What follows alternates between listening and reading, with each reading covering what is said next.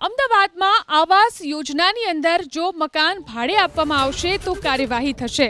આવાસ યોજનામાં મકાન ભાડે આપનાર સામે કાર્યવાહી થશે. ઈડબ્લ્યુએસ અને એલઆઈજી આવાસના મકાન ભાડે આપનાર સામે કાર્યવાહી થશે. સર્વેમાં અનેક મકાનોમાં મૂળ માલિક નહીં પરંતુ ભાડુઆત રહેતા હોવાનો ખુલાસો થયો છે. હાઉસિંગ કમિટીની મહત્વપૂર્ણ બેઠકમાં કડક નિર્ણય લેવામાં આવ્યો. સીલ કરાયેલા મકાન દંડ ભર્યા બાદ પણ 90 દિવસ સુધી નહીં ખોલી શકાય.